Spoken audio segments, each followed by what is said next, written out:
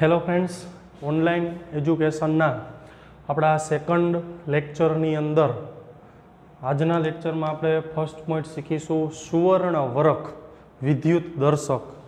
વિદ્યુત દર્શક એટલે મિત્રો ઇલેક્ટ્રોસ્કોપ જેને કહેવાય.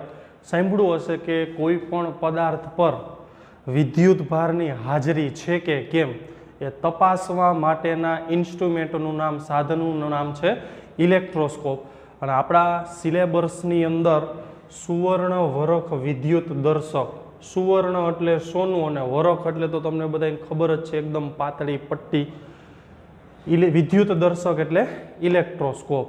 તો સૌથી પહેલાં કેવા પ્રકારનું ઇલેક્ટ્રોસ્કોપ હોય એની સાદી રચના મેં અહીંયા આકૃતિમાં સમજવા માટે ખાલી દોરેલી છે. હાઉ ટુ વર્ક, કેવી રીતના કામ કરી શકે છે એ જરા સમજીએ. તો એક આવી કાચની બનેલી પેટી હોય, એની અંદર એક નાનું એવું છિદ્ર હોય. એ છિદ્રની અંદર એક ધાતુના સળિયા સાથે એક ટેપ પટ્ટીની મદદથી, અવાહક ટેપ પટ્ટીની મદદથી આવી રીતના વી આકારે વાળેલી એક સોનાની પાતળી પટ્ટી લેવાની અને એની અંદર ફિક્સ કરી અને અહીંયા મારી દેવાનું બૂચ. બૂચ મારવામાં તો ઘણા લોકો બેતાદ બાદશાહ છે, પણ એ બૂચ અહીંયા નથી મારવાનું. હવા ચુસ્ત રહે એવી રીતના બૂચ મારવાનું, જેથી કરીને આ પટ્ટી હલે નહીં. હવે તમારે શું કરવાનું તો કે કોઈ પણ એક ધન વિદ્યુત ભારિત ધાતુનો સળિયો કે એ પદાર્થ વિદ્યુત ભારિત છે કે નહીં એ ચેક કરવું હોય તો એ વિદ્યુત ભારિત સળિયાને તમારે આ ધાતુના સળિયા સાથે સંપર્કમાં રાખવાનો, અડાડવાનો. જેવો તમે અડાડશો એટલે તમે બધાય જાણો છો કે ધાતુ છે એ વિદ્યુતની વાહક છે. તો પછી આ જે ધન વિદ્યુત ભારિત સળિયો છે એ ધન વિદ્યુત ભારિત સળિયા માનો ધન વિદ્યુત ભાર આ કાચના આ ધાતુના સળિયામાં ધીમે ધીમે નીચે ઉતરશે અને સોનું પણ ધાતુ જ છે. તો આ વિદ્યુત ભાર, જે ધન વિદ્યુત ભાર નીચે ઉતરો એ આ બંને પટ્ટીઓ ઉપર વહેંચાઈ જશે. અને હમણાં જ આની પહેલાંના જ લેક્ચરમાં આપણે શીખા કે ભાઈ સજાતીય વિદ્યુત ભારો હોય એમની વચ્ચે શું થાય મિત્રો? અપાકર્ષણ થાય. તો આ પટ્ટી ઉપર ધન વિદ્યુત ભારનું વિતરણ થઈ ગયું, આ પટ્ટી ઉપર પણ ધન વિદ્યુત ભારનું વિતરણ થઈ ગયું. બે ઉપર ધન વિદ્યુત ભારનું વિતરણ થવાને કારણે શું થયું? બે વચ્ચે અપાકર્ષણ, અને બે વચ્ચે અપાકર્ષણ થવાને કારણે પેલા કરતાં આ પટ્ટીઓ સહેજ વધારે ખુલી જશે, પોળી થઈ જશે. માની લો કે પહેલાં આટલો ખૂણો બનતો હોય થીટા જેટલો, તો હવે આ ખૂણો પહેલાં કરતાં વધી જશે. તો એ જ સાબિત કરવા માગે છે કે ભાઈ આપેલો સળિયો વિદ્યુત ભારિત છે. જો એ વિદ્યુત ભારિત ન હોત તો કોઈ વિદ્યુત ભાર આની નીચે ઉતરત નહીં સળિયામાંથી અને કોઈ અપાકર્ષણ લાગત નહીં. હવે આ જ પ્રયોગ મિત્રો જો તમારે ઘરે કરવો હોય, અત્યારે મોસ્ટ ઓફલી ફ્રી હોય, લોકડાઉન છે એટલે, તો તમે આવું કરી શકો. તમારે શું કરવાનું તો એક આવો કાચનો શીશો લેવાનો, કાચના શીશા ઉપર એક બૂચ મારી દેવાનું. એ બૂચ મારી અને એનામાં એક છિદ્ર કરી દેવાનું. કેટલું છિદ્ર કરવાનું તો કે જેટલો જાડો તમારી પાસે ધાતુનો સળિયો હોય એટલો. આ ધાતુના સળિયાની કાંઈ આમ કિલોમીટર એક લંબાઈનું નથી લેવાનું, આશરે 20 સેન્ટીમીટર જેટલો લેવાનો. એના એક છેડે એક સેલ્યુલોઝની ટેપની મદદથી તમારે એકદમ સોનાની પાતળી વરખ લઈ લેવાની, પટ્ટી લઈ લેવાની. એ પટ્ટી એની અંદર ચોંટાડી અને આ સમગ્ર રચનાને આમાં ફિટ કરી દેવાની. 5 સેન્ટીમીટર જેટલો સળિયો અંદર રાખવાનો, 15 સેન્ટીમીટર જેટલો સળિયો બહાર રાખવાનો. હવે શું કરવાનું? તમારે કોઈ પણ એક વિદ્યુત ભારિત સળિયો હોય એને તમારે આની અંદર અડાડવાનું. જેવો અડાડશો એટલે તરત જ ધન વિદ્યુત ભાર આની અંદર ઉતરશે અને આ જ ધન વિદ્યુત ભાર આ બે પટ્ટીઓ ઉપર ફેલાઈ જાય અને બે વચ્ચે અપાકર્ષણ થઈ જાય અને પરિણામે આ બે પટ્ટીઓ ખુલી જાય. આ કોના જેવું થાય મિત્રો? દાખલા તરીકે તમારી પાસે એક આવી કાગળની પટ્ટી હોય, કાગળની પટ્ટીને બે બાજુથી આમ ફોલ્ટ કરી એના ઉપર તમે ઈસ્ત્રી કરો, સંધિ છૂટી નથી પાડવાની.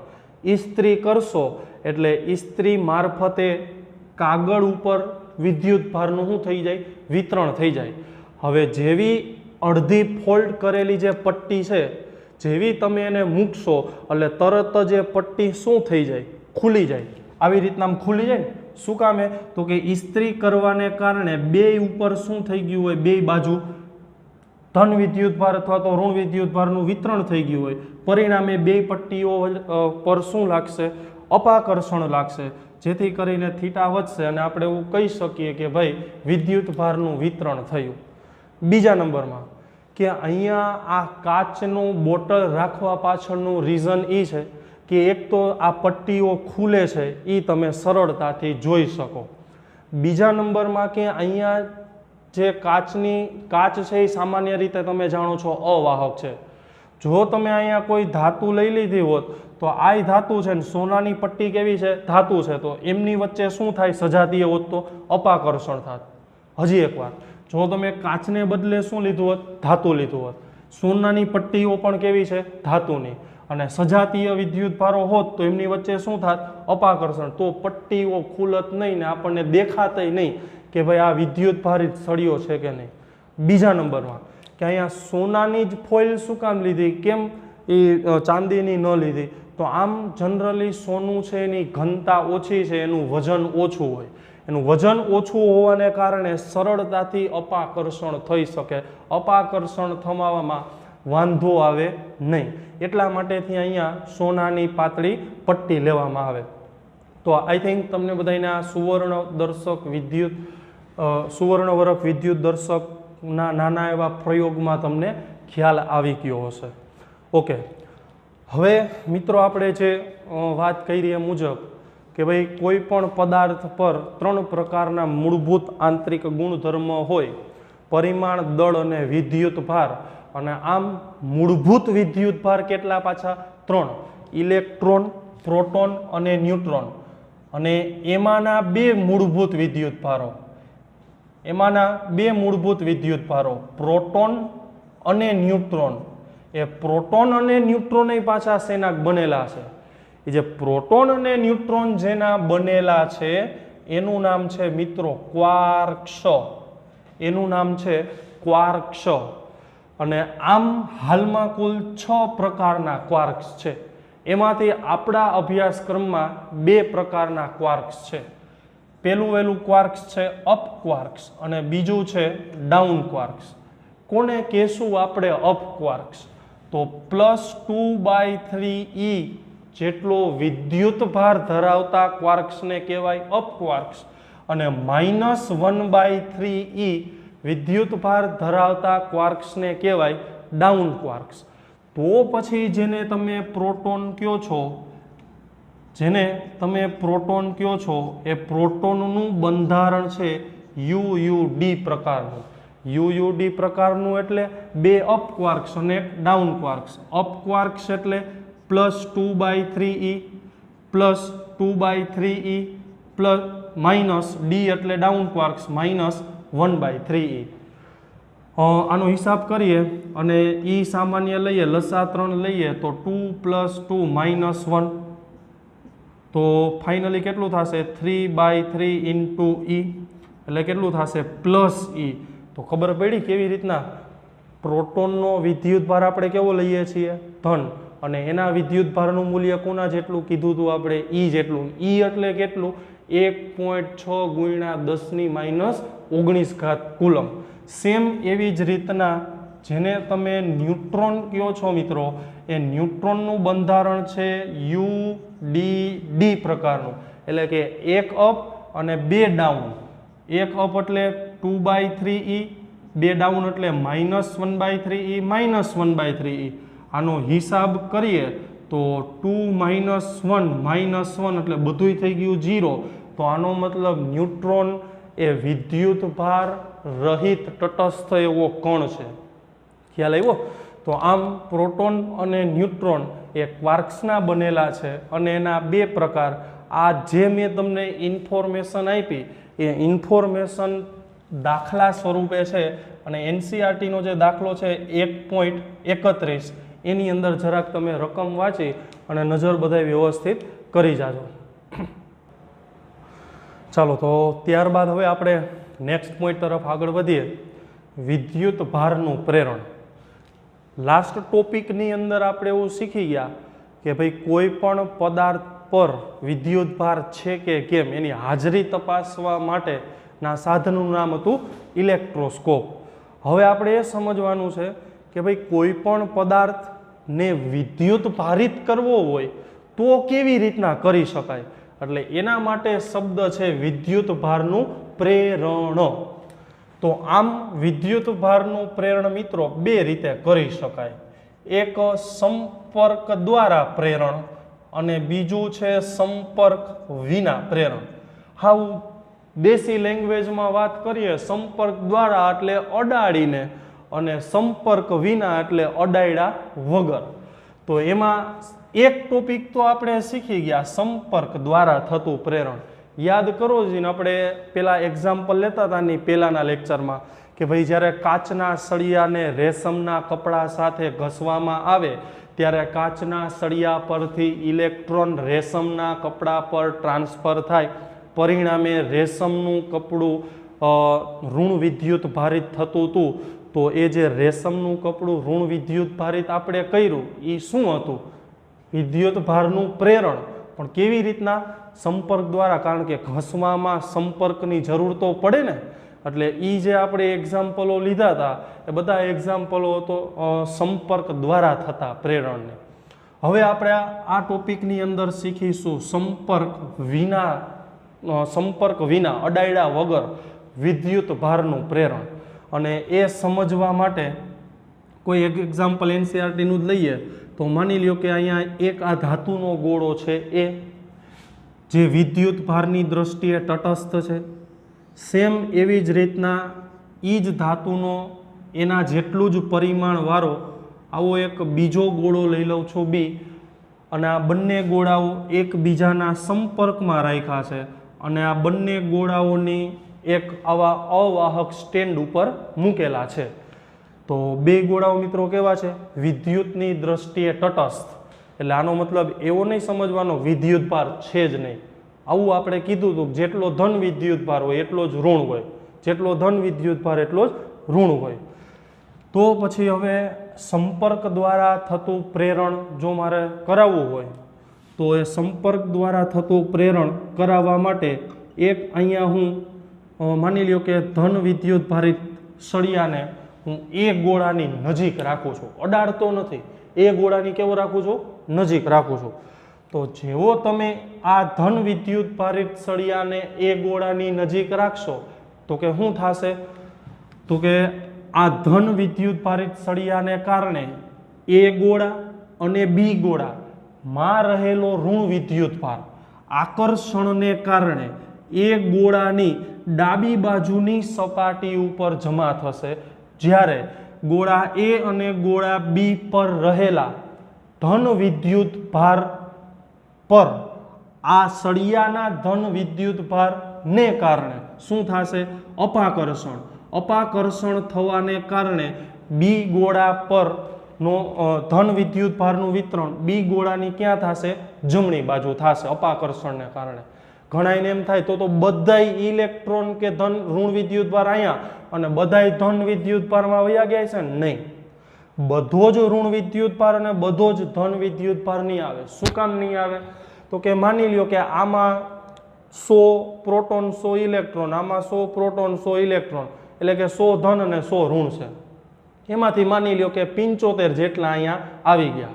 હવે બાકીના આની અંદર બેની અંદર બે થઈને માની લ્યો વૈધા કેટલા? 125. તો એ 125 બધા એની રીતના પોતપોતાની રીતના મજા કરતા હોય.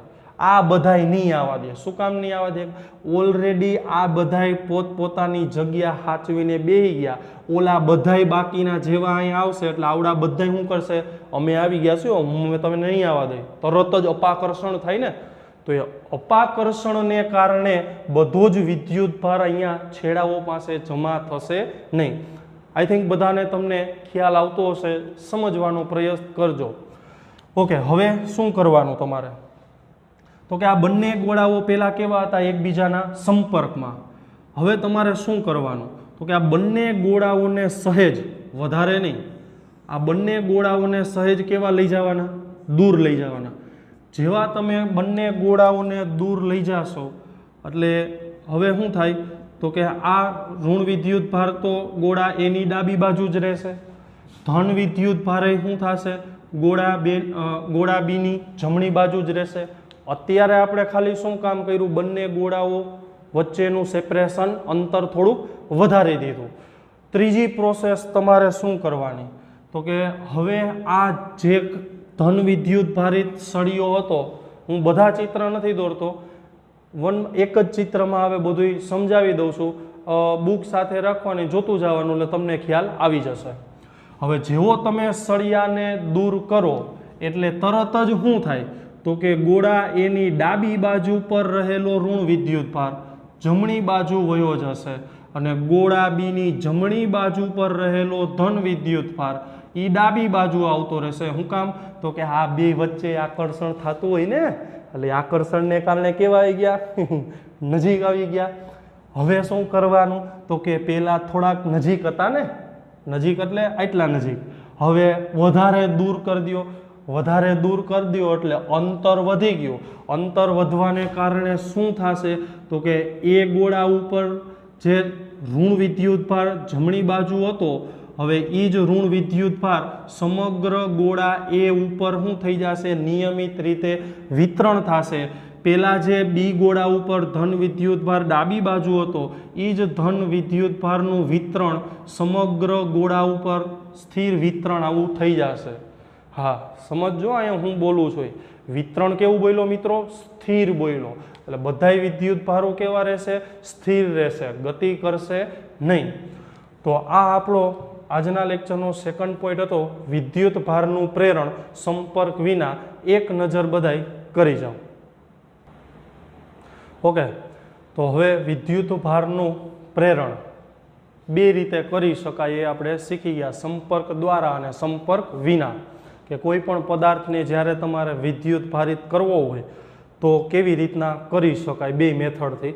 હજુ એક નાનું એવું એક્ઝામ્પલ લઈએ, પણ એ એક્ઝામ્પલ લેતા પહેલાં આપણે બે ત્રણ શબ્દના મતલબ સમજી લઈએ, જે તમે પ્રાથમિકના ધોરણોમાં શીખીને આવ્યા છો. પહેલો વહેલો શબ્દ છે વાહક. કોને કહેવાય વાહક, તો કે જે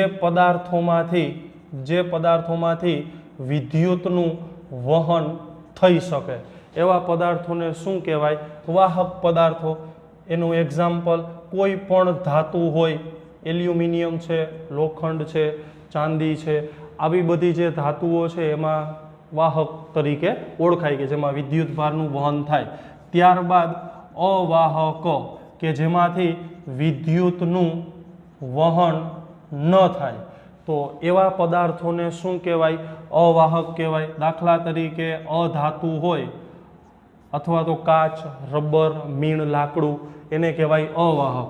ત્યારબાદ અર્ધવાહક, તો કોને કહેવાય અર્ધવાહક, તો કે વાહક અને અવાહકની વચ્ચેના ભાગમાં આવતા તત્વો છે એવા તત્વોને કહેવાય અર્ધવાહક. દાખલા તરીકે સિલિકોન અને જર્મેનિયમ. અચ્છા, વાત ભલે વાહક, અવાહક કે અર્ધવાહકની હોય, એમાં આપણે એ કહી છીએ કે આમાં વિદ્યુત ભારનું વહન થાય, પણ કયા વિદ્યુત ભારનું વહન થાય વિચારીને જવાબ દો જ ને બધાય.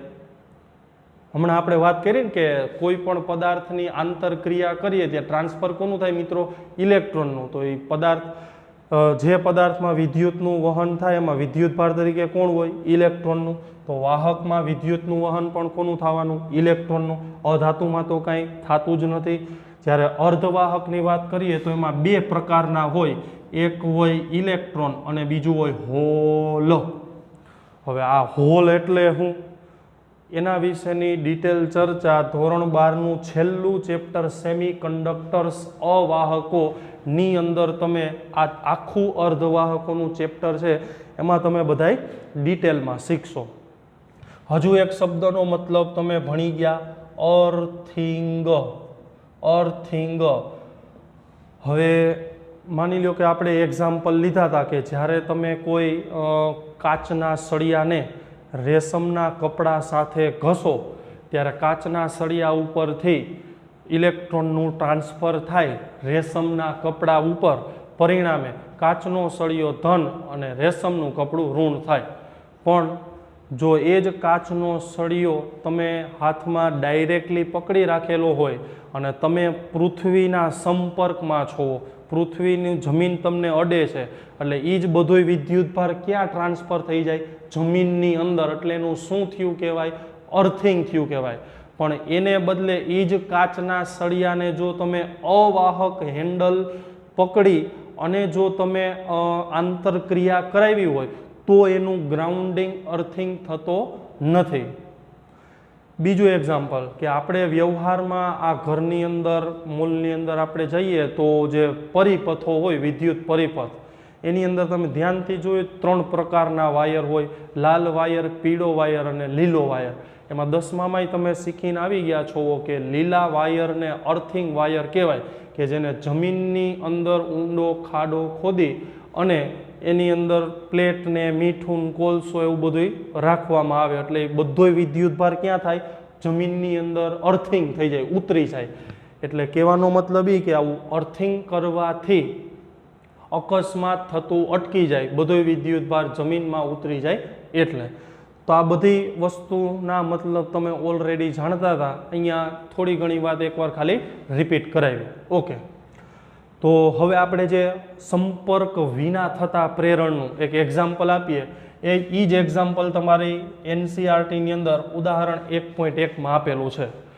માની લો કે કોઈ પણ પદાર્થને તમારે ઋણ વિદ્યુતભારિત કરવો હોય અથવા તો કોઈ પણ પદાર્થને તમારે ધન વિદ્યુતભારિત કરવો હોય, ચાલો માનો લે કોઈ પણ પદાર્થને તમારે ધન વિદ્યુતભારિત કરવો છે, તો કેવી રીતના કરી શકાય? તો એ ધન વિદ્યુતભારિત કરવા માટે માની લો કે આવો કોઈ એક ધાતુનો બનેલો તટસ્થ ગોળો છે. આ ધાતુના બનેલા તટસ્થ ગોળાને તમે મૂકી દો અવાહક સ્ટેન્ડ ઉપર. હવે તમારે શું કરવાનું? તો કે આ ધાતુના ગોળાની નજીક એક ઋણ વિદ્યુતભારિત સળિયો રાખવાનો. સંપર્ક વિનાની જ વાત ચાલુ છે. જેવો તમે ઋણ વિદ્યુતભારિત સળિયો આ તટસ્થ ગોળાની નજીક રાખશો એટલે આકર્ષણને કારણે ધન વિદ્યુતભાર ગોળાની ડાબી બાજુ ગોઠવાય અને ઋણ વિદ્યુતભારમાં અપાકર્ષણને કારણે ક્યાં ગોઠવાય? જમણી બાજુ ગોઠવાય આ ગોળાની. હવે શું કરવાનું?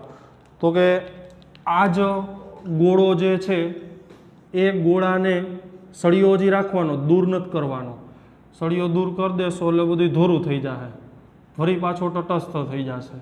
હવે આ જ ગોળાને તમારે વાયર સાથે, તાર સાથે જમીનની અંદર અર્થિંગ કરી દેવાનું, ગ્રાઉન્ડ કરી દેવાનું. જેવો તમે આને ગ્રાઉન્ડ કરી દેશો એટલે ટ્રાન્સફર હંમેશા કોનું થાય? ઇલેક્ટ્રોનનું. એટલે બધા જ ઇલેક્ટ્રોન છે એ ક્યાં ઉતરી જશે? જમીનની અંદર ગ્રાઉન્ડિંગ થઈ જશે. હવે તમારે શું કરવાનું? હું બધાય ચિત્ર નથી દોરતો, હવે આ જ ચિત્રમાં સમજાવું. હવે વળી પાછું તમારે શું કરવાનું? આ અર્થિંગને શું કરી દેવાનું? દૂર કરી દેવાનું. જેવું અર્થિંગને દૂર કરશો એટલે આ ગોળા ઉપર કેવો વિદ્યુતભાર વધ્યો? હવે માત્ર ધન વિદ્યુતભાર. પાછું ચોથું ચિત્ર શું દોરવાનું તમારે મિત્રો? તો કે આ ઋણ વિદ્યુતભારિત સળિયો શું કરી દેવાનો? દૂર કરી દો. જેવો ઋણ વિદ્યુતભારિત સળિયો દૂર કરી દેશો એટલે તરત જ સમગ્ર ગોળામાં ધન વિદ્યુતભારનું કેવું વિતરણ થઈ જશે મિત્રો? સ્થિર વિતરણ. તો આ રીતના સંપર્ક વિના તમે કોઈ પણ પદાર્થનું શું કરી શકો? વિદ્યુતભારિત કરી શકો છો. અને અહીંયા આપણા ઉદાહરણ પ્રમાણે ગોળાને કેવો વિદ્યુતભારિત કર્યો? ધન વિદ્યુતભારિત કર્યો. ઓકે, તો મિત્રો અત્યાર સુધી આ જે આપણે ચેપ્ટરમાં ચર્ચા કરી એની અંદર વિદ્યુતભારનો સામાન્ય પરિચય હતો. પછી વિદ્યુતભારને કેવી રીતના પ્રેરણ કરી શકાય, કોઈ પણ પદાર્થ ઉપર વિદ્યુતભારિત છે કે કેમ એ ચકાસવા માટે સુવર્ણ વરખ વિદ્યુત દર્શક શીખી ગયા. હવે આ વિદ્યુતભારનો સામાન્ય પરિચય તો મેળવી લીધો, ટ્રાન્સફર શીખી ગયા, પણ આ વિદ્યુતભારની અંદર હોય શું, કેવી રીતના ટ્રાન્સફર થાય, કેટલો વિદ્યુતભાર ટ્રાન્સફર થાય, આવી બધી જે બાબતો છે એના ગુણધર્મ કેવા પ્રકારના હોય એ આપણને ખબર નથી. તો એ શીખવા માટે આપણે વિદ્યુતભારના ગુણધર્મો થોડાક શીખવા પડે, ચકાસવા પડે. એટલે આમ NCERTનો જે ટોપિક છે વિદ્યુતભારના ગુણધર્મો, તો આમ થોડી ઘણી બાબત તમે 10મામાં શીખીને આવ્યા છો કે ભાઈ વિદ્યુત ભાર છે એ જનરલી અદિશ રાશિ છે અને આ વિદ્યુત ભાર છે અદિશ રાશિ છે તો પછી એનો તમે ડાયરેક્ટલી શું કરી શકો? સરવાળો કરી શકો. એટલે કે કોઈ પણ પદાર્થ પર વિદ્યુત ભારનો શું થાય? સરવાળો થાય. એક એક્ઝામ્પલ લઈએ તો માનો કે આ એક કોઈ એક પદાર્થ છે આવડો, આ થોડોક મોટો પદાર્થ લઈએ એટલે વાંધો ન આવે ને, એમ તમને દેખાય આમાં, બાકી દેખાય નહીં. ઘણાને આમે કાંઈ દેખાતું ન હોય. આ તો બધું શું હોય સાહેબ? ચાલો માની લ્યો કે આ પદાર્થ ઉપર અહીંયા આ બાજુ ક્યાંક 2 કુલમ પથરાયેલો છે, આ બાજુ +4 કુલમ પથરાયેલો છે, આ બાજુ -1 કુલમ છે, આ બાજુ દાખલા તરીકે -2 કુલમ છે, આ બાજુ દાખલા તરીકે +3 કુલમ છે. ટોટલ આ પદાર્થ ઉપર આવી રીતના વિદ્યુત ભારનું વિતરણ છે. હવે તમને કોઈ એમ પૂછે કે આ પદાર્થ ઉપર કેટલો વિદ્યુત ભાર પથરાયેલો છે? સ્પીડ નથી લાગતી ને? ઓકે, તો આ પદાર્થ ઉપર કેટલો વિદ્યુત ભાર છે એ ચકાસવા માટે બધાયનો શું કરવાનો? ડાયરેક્ટલી સરવાળો કરવાનો. +2 -2 તો મરી જશે, +3 -1 એટલે 2, 2 ને 4 6. તો આના ઉપર કેટલો વિદ્યુત ભાર હોય? 6 કુલમ. કેવો હોય પાછો? ધન વિદ્યુત ભાર. ખ્યાલ આવ્યો ને? તો આ રીતના કોઈ પણ પદાર્થ ઉપર શું કરી શકાય? વિદ્યુત ભાર તમે ડાયરેક્ટ સરવાળો કરી અને ચેક કરી શકાય કે કેટલો વિદ્યુત ભાર છે. જો વ્યાપક ચર્ચા કરવી હોય તો માની લો કે આ ગોળા ઉપર Q1 Q2 ડોટી ડોટી ડોટી એમ કરતા કરતા Qn જેટલો વિદ્યુત ભાર છે. તો આ પદાર્થ ઉપર કેટલો વિદ્યુત ભાર છે એ ચેક કરવો હોય તો કેમ કરવાનો? તો કે બધા જ વિદ્યુત ભારોનો શું કરી દેવાનો? સરવાળો. બધા જ વિદ્યુત ભારોનો સરવાળો કરી દો એટલે તમને શું મળશે? એ પદાર્થ પરનો કુલ વિદ્યુત ભાર. જે વિદ્યુત ભારનો પહેલો વહેલો ગુણધર્મ હતો કે વિદ્યુત ભારનો શું થાય? સરવાળો થાય. ઓકે, ત્યારબાદ વિદ્યુત ભારનો બીજો અને સૌથી અગત્યનો ગુણધર્મ, આને રિલેટેડ ગુજકેટ લેવલ સુધીના MCQ પણ પૂછાયેલા છે અને પૂછાય પણ છે. સમજો. હવે આપણે વાત કરીએ મુજબ મિત્રો કે કોઈ પણ પદાર્થ હોય એના હંમેશા આંતરક્રિયા કરે ટ્રાન્સફર કોનું થાય? ઇલેક્ટ્રોનનું થાય. અને ઇલેક્ટ્રોનના વિદ્યુત ભારને શેના વડે દર્શાવાય? E વડે. તો પછી આંતરક્રિયા દરમિયાન ઓછામાં ઓછો કેટલો વિદ્યુત ભાર ટ્રાન્સફર થાય? તો કે એક જ ઇલેક્ટ્રોન ને. તો જો એક ઇલેક્ટ્રોન ટ્રાન્સફર થાય એનો મતલબ E જેટલા વિદ્યુત ભારનું ટ્રાન્સફર થયું કહેવાય. તો જો n જેટલો વિદ્યુત ભાર ટ્રાન્સફર થયો હોય, n જેટલા ઇલેક્ટ્રોન ટ્રાન્સફર થયો હોય તો કુલ કેટલો વિદ્યુત ભાર ટ્રાન્સફર થયો કહેવાય? Q બરાબર Ne. કોની? Q બરાબર Ne. કોની? Q બરાબર Ne. જ્યાં n એ પૂર્ણાંક સંખ્યા છે. 1 2 3 4 ડોટી ડોટી ડોટી. E એટલે ઇલેક્ટ્રોનનો વિદ્યુત ભાર. અને ઇલેક્ટ્રોનનો વિદ્યુત ભાર સંજ્ઞા હું નથી લખતો, ખાલી મૂલ્યની જ વાત કરું તો 1.6 10⁻⁹ કુલમ. હવે માની લ્યો કે કોઈ એક પદાર્થ પરથી બીજા પદાર્થ ઉપર એક ઇલેક્ટ્રોનનું ટ્રાન્સફર થયું તો એના ઉપર કુલ કેટલો વિદ્યુત ભાર ટ્રાન્સફર થયો કહેવાય? તો કે એક ઇલેક્ટ્રોનમાં n ની જગ્યાએ 1 મૂકો તો Q બરાબર E અને E એટલે 1.6 10⁻⁹ કુલમ. બીજું માની લો કે 2 ઇલેક્ટ્રોન ટ્રાન્સફર થયા હોય તો કેટલું કહેવાશે? Q બરાબર 2E. તો Q બરાબર 2 ગુણ્યા 1.6 10⁻⁹ કુલમ. તો Q બરાબર 3.2 ગુણ્યા 10⁻⁹ કુલમ. જો 3 હોત તો Q બરાબર 4.8 ગુણ્યા 10⁻⁹ કુલમ. જો 5 હોય તો એ પ્રમાણે ડોટી ડોટી ખબર પડી બધાને? તો અહીંયા તમે ધ્યાનથી જુઓ તો કોઈ એક પદાર્થ પરથી બીજા પદાર્થ ઉપર વિદ્યુત ભારનું ટ્રાન્સફર કાં 1.6 10⁻⁹ થાય. E નો હોય તો કેટલું હોય? 3.2 10⁻⁹. E નો હોય તો કેટલું હોય? 4.8 ગુણ્યા 10⁻⁹. ક્યારેય તમને એવું જોવા નહીં મળે કે માની લ્યો કે 2.7 ગુણ્યા 10⁻19 ઘાત, ક્યારેય તમને આવું નહીં જોવા મળે કે ભાઈ 3 દાખલા તરીકે 9 ગુણ્યા 10⁻19 ઘાત. કહેવાનો મતલબ એ કે કોઈ પણ પદાર્થ પર જ્યારે સ્થાનાંતરિત થાય વિદ્યુતભાર ત્યારે એ વિદ્યુતભારનું મૂલ્ય હંમેશા મૂળભૂત વિદ્યુતભાર, મૂળભૂત એટલે ઇલેક્ટ્રોનનો, ઇલેક્ટ્રોનના વિદ્યુતભારના પૂર્ણ ગુણાંકમાં જ હોય. આ જે ગુણધર્મ છે એ ગુણધર્મને જ કહેવાય વિદ્યુતભારનું ક્વોન્ટમીકરણ. ક્વોન્ટમીકરણ એટલે અસતતપણું. તમને વિઝ્યુલાઇઝ કદાચ થતું હશે અસતતપણું. જુઓ 1.6 પછી 3.2 પછી સીધું 4.8, એમની વચ્ચે અસંખ્ય આંકડાઓ છે પણ એ ક્યારેય જોવા મળતા નથી. માની લ્યો કે કોઈ એક પદાર્થ ઉપર તમને આવું પૂછ્યું હોય કે Q1 જેટલો, માની લ્યો કે કોઈ એક પદાર્થ ઉપર N1 જેટલા પ્રોટોન છે અને પ્રોટોનના વિદ્યુતભારને પ્લસ E વડે દર્શાવીએ અને બીજા પદાર્થ ઉપર N2 જેટલા ઇલેક્ટ્રોન છે, ઇલેક્ટ્રોનના વિદ્યુતભારને માઇનસ E વડે દર્શાવાય તો એ પદાર્થ ઉપર કુલ કેટલો વિદ્યુતભાર હોય? તો Q બરાબર શું વાપરવાનું? સીધું N ઇન્ટુ E. તો N1 ઇન્ટુ E જેટલા પ્રોટોન છે પછી શું થાય? પ્લસ, કારણ કે વિદ્યુતભારનો હંમેશા શું થશે? સરવાળો જ થાય. ઇલેક્ટ્રોન કેટલા છે? N2 into minus E. તો કુલ વિદ્યુતભાર E કોમન કાઢો તો N1 માઇનસ N2 ઇન્ટુ શું થાય? E થાય. તો આ સૂત્રની મદદથી ટોટલ ધન અને ટોટલ ઋણ વિદ્યુતભાર ગણી શકાય. અને લાસ્ટ વાત કે Q બરાબર એની, માની લો કે આમ પૂછાણું હોય કે ભાઈ કોઈ પદાર્થ પરથી બીજા પદાર્થ ઉપર 1 કુલંબ વિદ્યુતભારનું ટ્રાન્સફર થયું. એક આંકડો ખાલી લખું છું, કેટલા વિદ્યુતભારનું ટ્રાન્સફર થયું મિત્રો? 1 કુલંબ. તો આમ પૂછે કે કેટલા ઇલેક્ટ્રોનનું ટ્રાન્સફર થયું કહેવાય તો પણ આ સૂત્ર ચાલે. Q બરાબર એનીમાં ઇલેક્ટ્રોનની સંખ્યા પૂછી છે તો Q બાય E, તો N is equal to Q એટલે કેટલા કુલમ ટ્રાન્સફર કરાવીએ છીએ? 1 કુલમ. E એટલે કેટલું આવશે? 1.6 ઇન્ટુ 10⁻⁻19.